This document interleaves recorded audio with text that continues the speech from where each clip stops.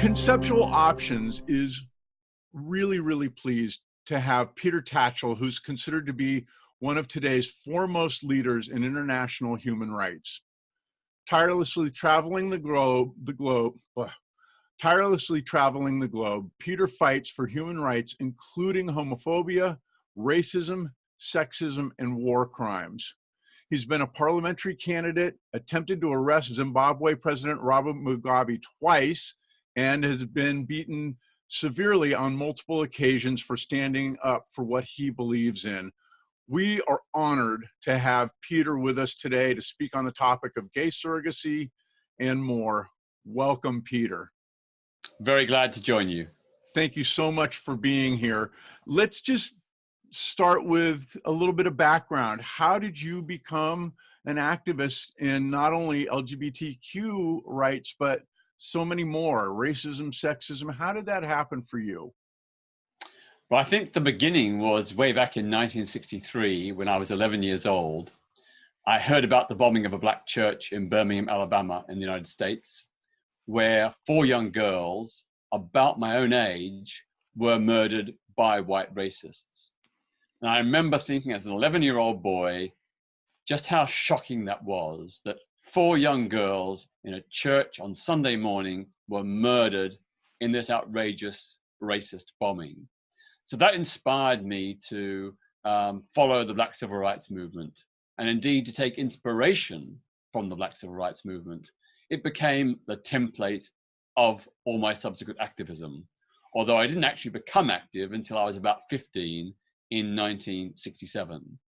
But I think the tactics of nonviolent, direct action and civil disobedience are often necessary when social movements are striving to change things and when people in power in government refuse to listen and refuse to accede.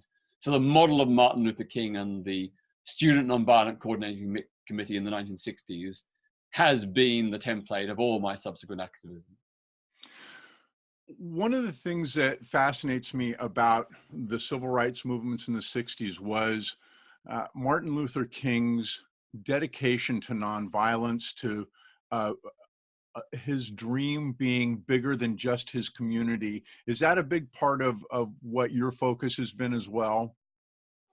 Well, yes, of course. A lot of people forget that Martin Luther King was primarily a black civil rights activist, but he was also a campaigner for the economic upliftment of all poor people of all races in the United States, and towards the end of his life, an outspoken critic of the Vietnam War. So he was, like me, a multifaceted human rights campaigner, although best known for one particular cause. And in my own work, although I'm probably best known for my work around LGBT plus human rights, I also do a lot of work supporting the rights of women, ethnic minority peoples, and struggles for democracy and human rights in countries like Russia, Saudi Arabia, Iran, Uganda, and so on. One of the things we hear a lot about in the United States is white privilege. And I think that for a lot of white people, white men are obviously seen as a big issue in terms of human rights. When you look at it, how do you define human rights, and how can you help these people that struggle with this idea? I think it's very easy to say, oh, you know, they're just gay people that want to destroy our society. And I don't think that's what you're up to. But how do you define it for that segment of the society in general in a way that they can hear? So my guiding principle is essentially the United Nations Universal Declaration of Human Rights of 1948. It is the model for the principles of all the work I do. The idea for me is that everybody on this planet, whoever they are, wherever they are entitled to equal respect, dignity, and human rights. So for me, LGBT plus rights are part of this spectrum. They're one part of a much bigger, broader spectrum. And I think it's very important that we don't just campaign and work for our own liberation, but we also show solidarity with people in other countries who are struggling for their freedom as well. Not to tell them what to do, but to support their battles, to give them the sense and the practical support that they need to win through to victory. One of the things we also hear a lot about in the United States is the what I term the far left movement, who have become very intolerant of uh, different opinions and that sort of thing. I don't know if you're familiar with Antifa, which is a group that's become very militant in their actions.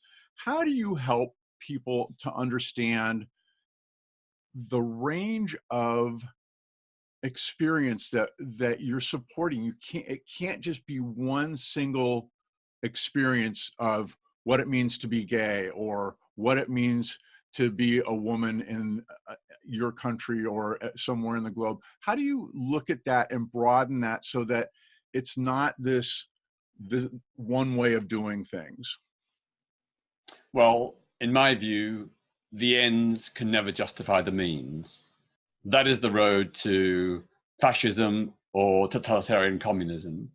And we saw what happened with Stalin. You know, Stalin started off as a good guy. He had a great vision of a fair and more just society. But he decided that the end justified the means. And it ended up with the gulags and what I used to call, or still call, the barbed wire socialist community.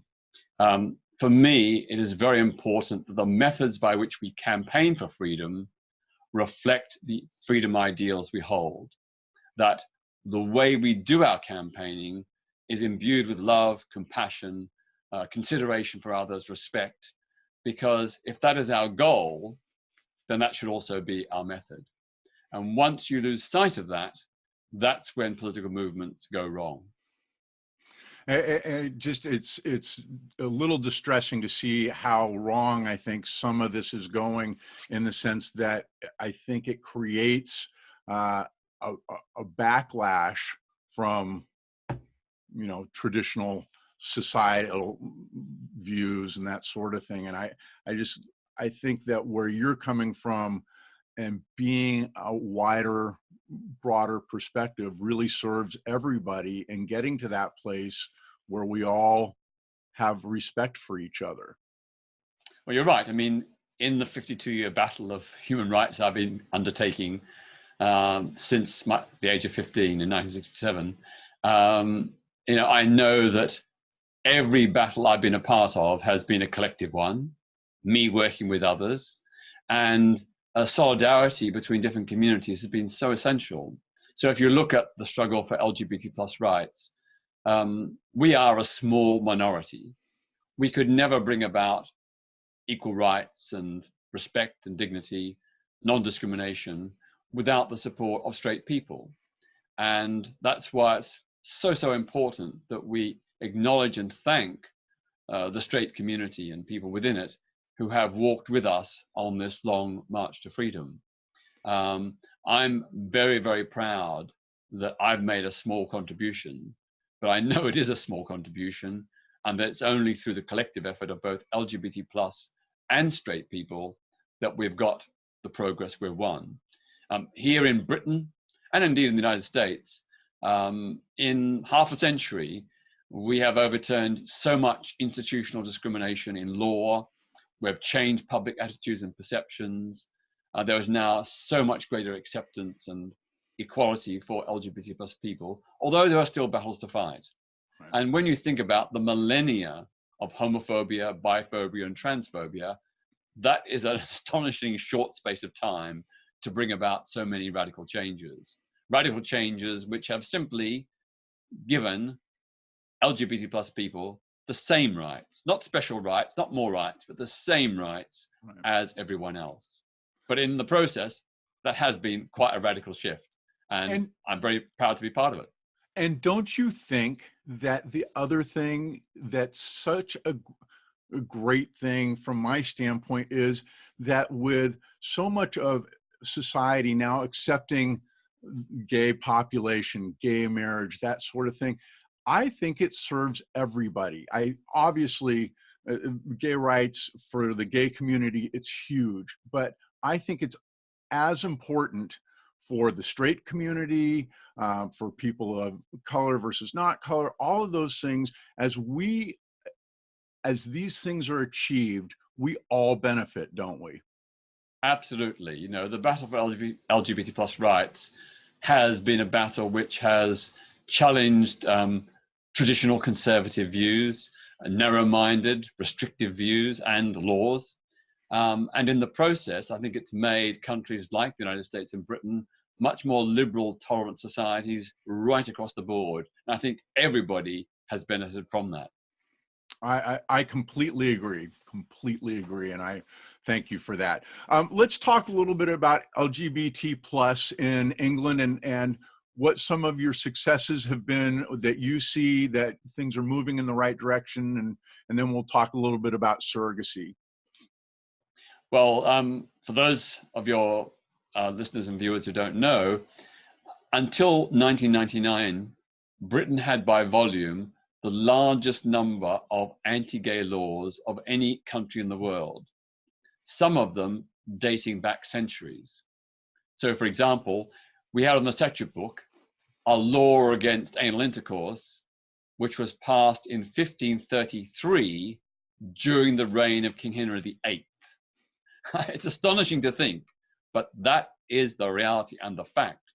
The law that sent Oscar Wilde to prison in 1895 was still on the statute books. There were bans on fostering and adoption of children by same-sex couples. There was a ban on the so-called promotion of homosexuality, very similar to the current Russian law. There were also bans on LGBT plus people serving in the armed forces. There was no protection against discrimination for LGBT plus people in employment, housing, and the provision of goods and services. All those laws were successively repealed between 1999 and 2014. 2014 was the year when same-sex marriage became reality here in the United Kingdom. Well, in England, Wales, and Scotland. We still don't have equal marriage in Northern Ireland. But you know, that has been a phenomenal pace of change. I can't think of any other community which has secured such a dramatic and substantial overturning of discrimination in such a short space of time, a mere 14 years. That is truly flabbergasting. And I think it's a tribute not just to LGBT plus people, but to our straight friends and allies who've been with us on this journey to liberation. When you look at it, it's really exciting, all those things that have happened, and we want more. What is left to do? What are the things that you see in England, in the United States, and worldwide that really are still not where we need them to be? Well, I think one of the issues that's pretty universal is the often failure of relationship and sex education in schools to be inclusive of LGBT plus issues and to address the bullying that LGBT plus people face in the classroom and playground. We know here in Britain and indeed in the United States, there are schools that do it, but there are many that don't. And in many schools, LGBT plus people get ignored, their existence gets ignored, the bullying goes unchecked. Here in Britain, 45% of LGBT plus pupils say they've been bullied because of their sexuality or gender identity. And this has resulted in much, much higher than average levels of depression, anxiety, suicidal thoughts, and self-harm. So we still have a way to go. On our streets here in Britain, a third of all LGBT plus people, nearly 1 million people, have been victims of homophobic, biphobic, or transphobic hate crimes, often not just once, but for older people in particular, often several times during their lives. So there's another issue we still have to resolve. Looking abroad, LGBT plus people who are persecuted in other countries, like Pakistan or Nigeria, they come to Britain to seek refuge and they're often refused. That is truly shocking. These people have often suffered arrest, beatings, imprisonment, torture, and even attempts by mobs to kill them. And our government here in Britain often, not always, but often, sticks them in detention centres, which are like prisons, and then at the end of the day refuses to accept their persecution and tries to send them back. It's only because of the intervention of organizations like my own, the Peter Tatchell Foundation, that we managed to save them from deportation back to a country where they would be at risk of arrest, imprisonment, and even death. It's amazing to think how backward some countries are. And you know, I look at what you were talking about earlier in regards to what kids are facing in the LGBTQ kids, or even children of gay couples. Uh, I just think that we've moved so far, and yet these basic things, there's still a lot of fear around them, like teaching kids about LGBT sexual orientations, that sort of thing. And a big part of that fear, or I guess that fear from my perspective, is really still standing in the way of some of the basics, isn't it? Absolutely. I mean, here in this country, there are many schools that are hesitant about giving these lessons because they fear a backlash from parents. And as you may have heard, in the city of Birmingham in England and other cities, there have been protests primarily by Muslim parents, but also by some Christian and Jewish parents as well, against lessons that just simply teach the fact of life, that there are LGBT plus people, that there are different kinds of families, including same-sex ones. They've been protesting for months outside school gates, intimidating pupils and teachers to try and stop these lessons. Now, I respect that not everyone will agree with homosexuality, and they are entitled in a free society to disagree with it. But they're not entitled to deny young people the facts and information. They're not entitled to stop programs to prevent bullying, and they're not entitled to give young people who are LGBT plus support and kindness in the school. And that's a big battle we're still going through right now here in England. How do you help people that have those perspectives to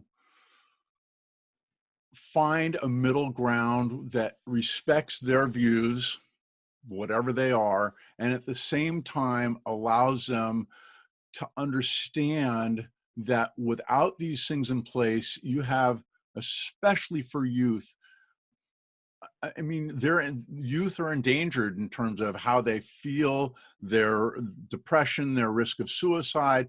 How do you help people with those views to find that middle ground? Well, first of all, I say to religious parents, you're entitled to your religious belief. I will defend you. But you're not entitled to impose that religious belief on the rest of society. We have a separation between religion and the state, and that separation must be respected. And it's necessary in order to protect you. You know, we do not want to see a predominantly Christian or secular nation seeking to impose its will upon people of faith.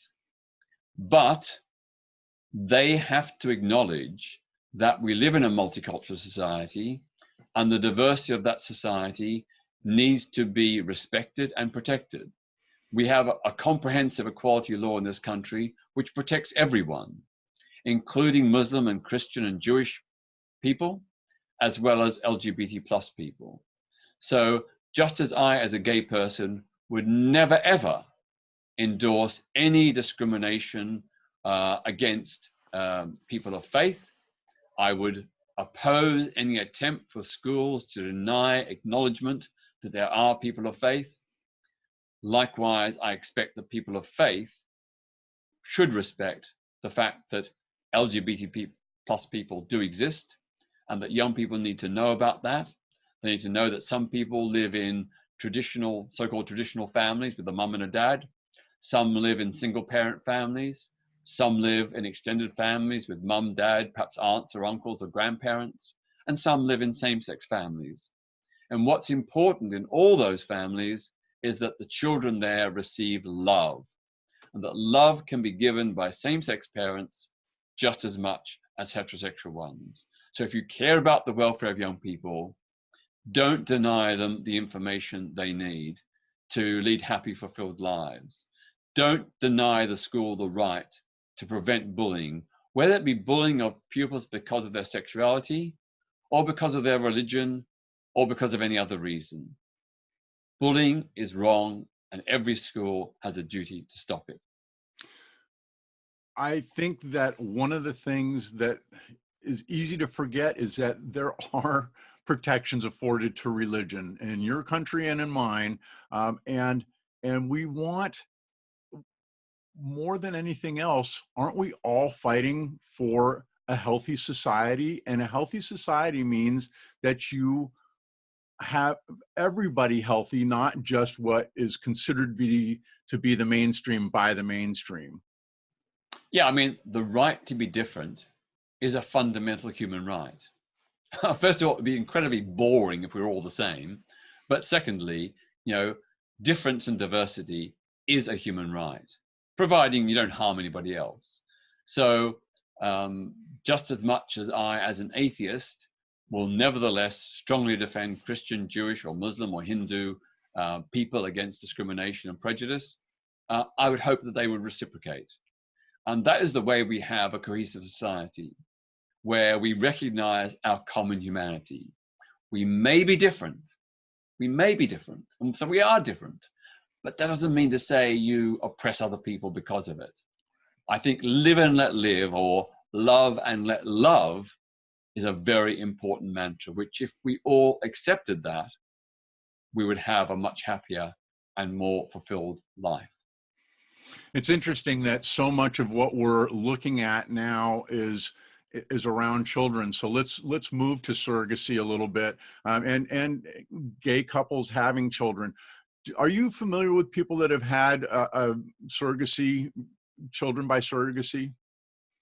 Well, I'm familiar with many of my friends who are in same-sex relationships who have fostered or adopted children, or had children by donor insemination and surrogacy. They are all very responsible adults or couples. They have all brought up very happy, healthy, well-rounded individuals.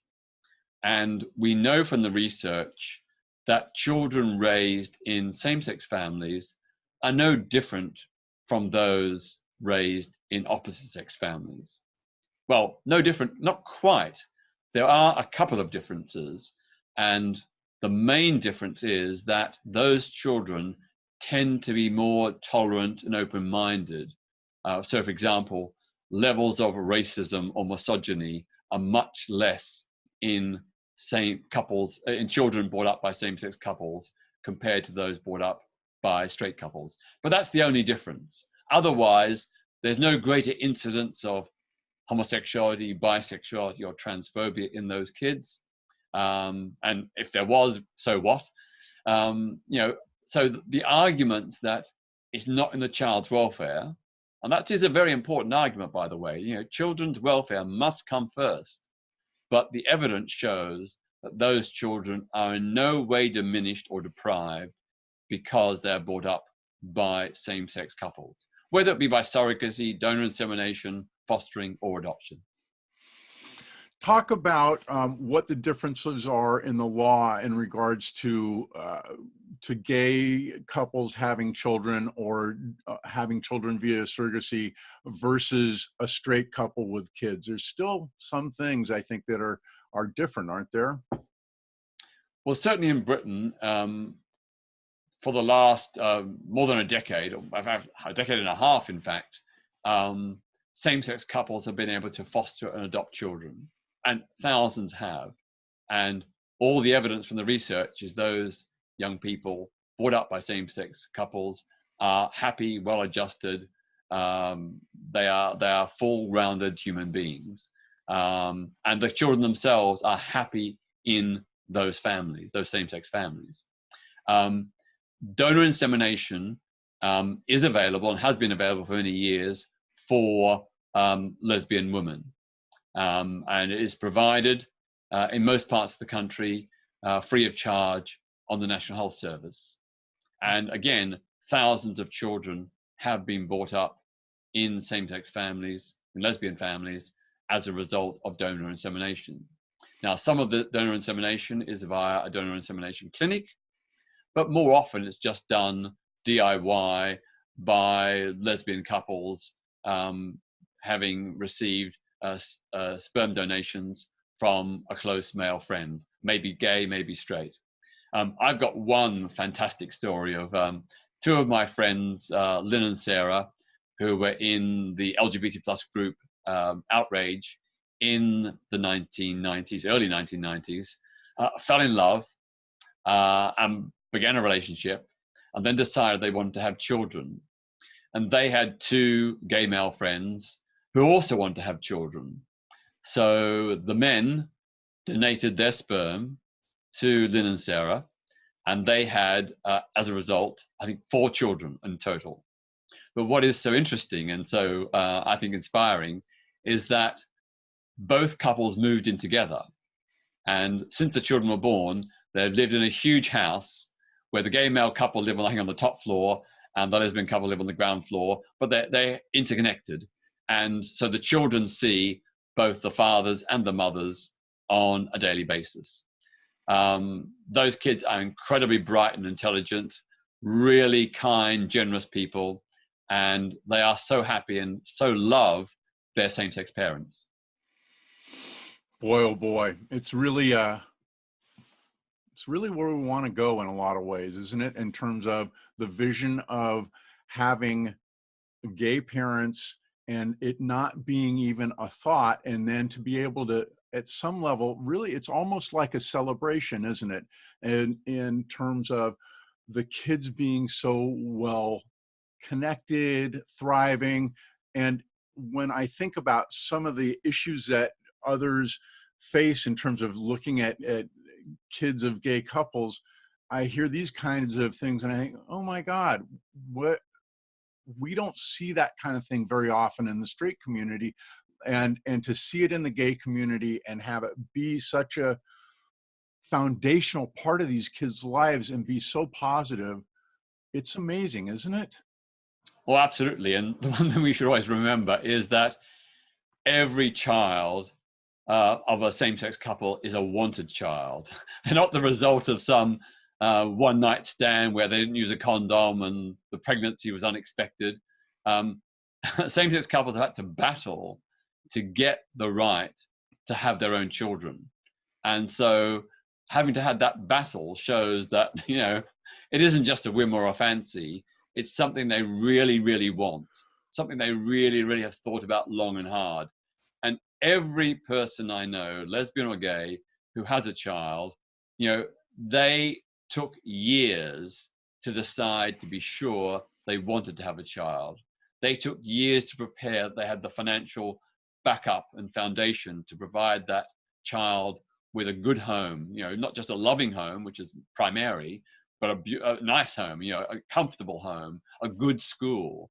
So I think on the whole, this is one of the reasons why there's some research, although it's still not entirely the case, that kids born up in LGBT plus families tend to do academically quite well, very well, in fact. It's because their parents really want them, really love them, and invest a lot of time and effort to making sure that they have good schooling and education, you know, good emotional support in the home, and as a result, those kids really do well. Do you think that it's possible that the promotion of surrogacy, because it also has religious implications for some religions, is problematic for the gay rights movement in general? In other words, does the fight for surrogacy mobilize people on the other side of the issue? Well, definitely most of the opposition, or the very strong opposition, comes from religious people. That's true. But the government here, and indeed a lot of politicians, are also resistant for non-religious reasons, because they think that the whole issue of women basically being paid to be wombs, wombs for hire is the phrase they often use, is sexist, and it has all kinds of implications in terms of you know, how children are brought into the world. So that's the thinking here in the UK, which is holding up the legalization of surrogacy, although I'm sure it will change, and indeed public opinion is coming around. Yeah. Talk a little bit about what you see as some of the most basic and solid ways that the straight community can help in this fight for not only surrogacy, but gay rights in general. How can the straight community be even better than what we've done before to support the gay community? Well, of course, the very simple thing is in everyday life, stand up for your LGBT plus friends and workmates. If you hear them being abused or ridiculed, bullied or harassed, take a stand, intervene, and discreetly and quietly, urge people to show respect. The other big thing is, when you come to cast your vote, vote for politicians who will respect and support equal rights for LGBT plus people. Those are two very simple, practical things that everybody can do. And if it's the same thing goes for whether it's LGBTQ, racism, sexism, religious issues, all of those things basically should be handled the same way from the straight community, from the standpoint of we want a society where everybody's valued. Isn't that the bottom line? Yeah, valuing the other, respecting the other, defending the other, equality for the other. We are not all the same. There are people who are different from us, but they are human beings, and as human beings, they're entitled to the same respect and rights as we have. And of course, if we don't have respect, we should be striving to overturn that as well. There are straight people who, get a raw deal. There are a lot of very poor straight people in our society who are economically deprived. That's an injustice as well. It's a different kind of injustice, but I think, for me, injustice is on a spectrum. It isn't just one issue or one community. There are lots of different injustices, and we need to strive for a society where everybody can have equal opportunities, everyone can reach their potential in life, everyone can live with security and without fear, and certainly without discrimination. It's such a simple answer that is so incredibly complex, isn't it? Well, absolutely. And it all boils down to love. Love yourself and love others. I'm not a Christian, but I think it's a good motto. Do unto others as you'd have them do unto you. Absolutely. Peter Tatchell, tell everybody about the Peter Tatchell Foundation and how they can help your foundation. The Peter Tatchell Foundation is a small human rights NGO based in London.